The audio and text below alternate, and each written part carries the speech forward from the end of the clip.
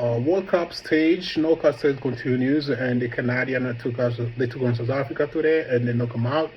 Overall, I just want to say congratulations to Canada. I think it's the first time in soccer history for them to make it to the knockout stage of the World Cup. The tournament has been amazing, and putting up a win out of their country because they're supposed to be in Vancouver or Toronto or something if they want to finish in on the top of their group, but they didn't. They failed to do that. Switzerland took that spot. That's why they found themselves in LA. But they put it on the game. They put it in some fight, and then they beat South Africa. South Africa, which was the team that they were. If you ask me, I would say they are the better team in this game from the first half and the second half.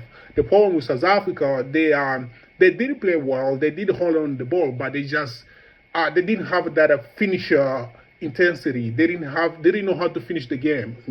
I think in the first half they only have like one shot on target, and the second half it was like baseball, some kind of shot, but it wasn't really. And the Canadian, I think they came up with a game plan. It's just like let them have the ball and they hit them on the counter attack, but that also didn't work out the way you would think it would have been. And then, like I said, the entire game, the South Africa, they were controlling the game, and they were a better team. The passing was there. They just couldn't complete 4 to 5 passes in a row. And the Canadians, they took that advantage. And then you can just see after them chasing the game, the entire, I would say, 80 minutes. And then you can just say, I would start saying that I think Canada, they need to make a sub. And then when they brought Alphonso Davies in, and then that's where you start seeing.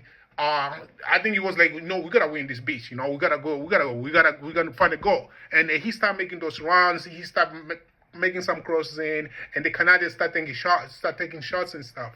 But overall, man, South Africa, I'll say congratulations to how far they went, because after watching the first game when they played they played Mexico in the opening game of the tournament. 2 of their players got sent off, and then they lost the game by, I think it was like 3-1 or something like that, or 3-0. And then they clarified, they changed their system, they modified their game, and they ended up beating South Korea, and they had a tie against, I think it was the Czech Republic, and then they found themselves in the knockout stage. That was amazing modification that the coach did, the entire team did. But again, it just wasn't there, and it's the first African nation to get knocked out. And a lot of people know that Canada's going to win that game, but I thought the game would have gone at least to extra time. I was rooting to penalty. I was rooting for the game to go to the penalties because I love watching the penalties, and it didn't work that way. So yeah, now Canada, they're moving on, and I think the next game is going to be back in Vancouver or something like that. I might be wrong. They're waiting on whoever is going to win the game between the Netherlands and Morocco, which is a great game, by the way. Morocco, I cannot say that they are the same team as they were like 4 years ago, where they had that run and finished the tournament in the semifinals.